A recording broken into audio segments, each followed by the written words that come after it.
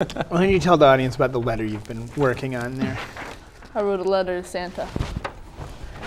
Dear Santa, I imagine you don't get many letters in January, except for maybe the occasional half-hearted thank you note written under some sort of parental pressure by no overzealous brown-noser. I assure you, Santa, this is not such a letter, but I wanted to make sure you knew exactly how much your offerings this Christmas meant to me. Now, for my money, the single most exciting thing about being a kid is the joy of Christmas.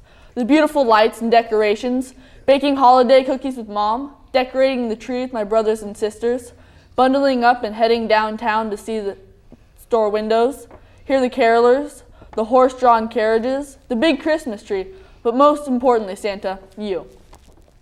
Now, obviously I'm old enough to understand that you're really just a symbolic metaphor and it's all part of an elaborate conspiracy. But I also understand that part of the deal is that if I buy into the illusion of Christmas and have faith, then there will be peace on earth. A sort of balance in the force, if you will. Yes, Santa, the magic of Christmas is what you represent.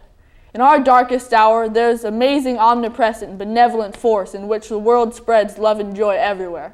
And it's contagious. The love the whole world is filled with desire to give and stop their normal pursuits and greed and think about their neighbor. It's a time of understanding, a time of joy, and most of all for a child, Christmas is a time of hope. Which is why it's particularly heartbreaking when you don't get what you asked for. I mean, really, what's with all the build-up if it all leads to disappointment?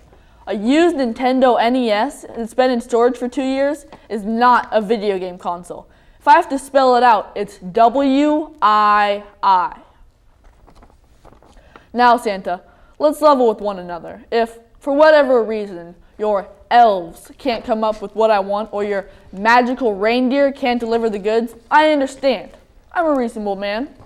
But the thing is, we had an agreement. My end was to be good. Your end was to bring me what I asked for. I'm enclosing this letter with copies of my report cards of the last year. I'd like you to notice not only my overall good grades, specifically my last fall, my A in home economics. I sat through a whole semester of learning how to balance a hypothetical checkbook and bake cookies, and didn't even complain once. I would also like to remind you I've been particularly nice to my brother, and we both know the incident with the leaf blower. He definitely doesn't deserve my merciful forgiveness. Point is, Santa, I have more than lived up to my end of the bargain. Okay, there was that one day after school at the pet store, but I didn't really believe that baking soda and vinegar would react in that way.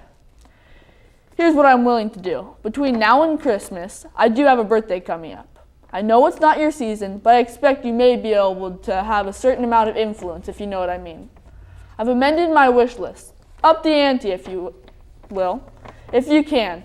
Though whatever omnipresent methods you have up your fur-rimmed sleeve can see to it that I'm duly rewarded for my good behavior, then all is forgiven, and next Christmas we can start with a clean slate. If, however, you neglect to make good your agreement on me, then we're on. If my being good is no longer important to you, then you're going to experience new levels of bad, fat boy.